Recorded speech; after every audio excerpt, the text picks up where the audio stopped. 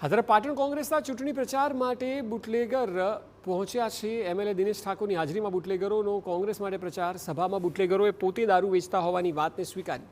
હવે પછી દારૂ નહીં વેચે તેવી જાહેર મંચથી લોકોને ખાતરી આપી દીધી છે। કોંગ્રેસે બુટલેગરોને મંચ આપતા સવાલ ઉઠી રહ્યા છે। ચૂંટણી જીતવા કોંગ્રેસને બુટલેગરોનો સહારો કેમ લેવો પડ્યો તે મોટો સવાલ છે।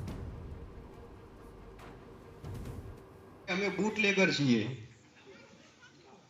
અને હતા અને હવે આજથી અમે સંપૂર્ણ રીતે દારૂ વેચવાનું બંધ કરીએ છીએ એવી અમે ગ્રામ સભામાં બોલીએ છીએ।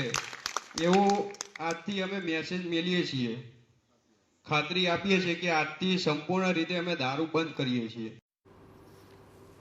તો વધુ માહિતી આપી રહ્યા છે સંવાદદાતા સુનિલ પટેલ। સુનિલ, મંચ પરથી તેઓ કહી રહ્યા છે કે અત્યાર સુધી દારૂ વેચતા હતા, પરંતુ જનતા સામે એ જ કબૂલ કરવા આવ્યા છે કે હવે પછી તેઓ દારૂ નહીં વેચે। આ આખી બાબતને લઈને સ્થાનિક વર્તુળોમાં શું ચર્ચા છે?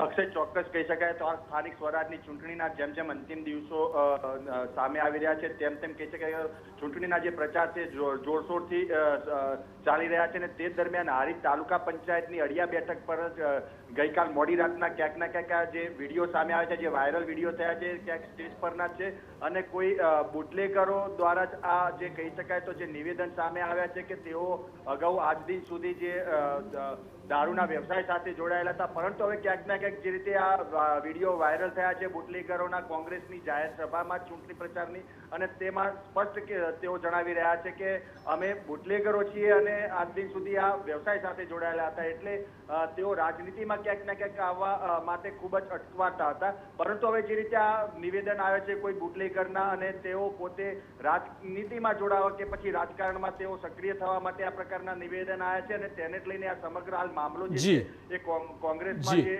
સ્ટેજ પરથી આ વાયરલ થયો છે વિડીયો, એટલે તેને લઈને હાલમાં ચર્ચાનું જોર ઉભું છે, પરંતુ હજુ કોઈ પણ આ બાબતેનું જે નિવેદન છે તે નથી ભાજપ તરફથી આવી સામે કે નથી કોંગ્રેસ તરફથી પણ સામે આવ્યું। અક્ષય, જી બિલકુલ સુનિલ, આભાર સમગ્ર માહિતી બદલ।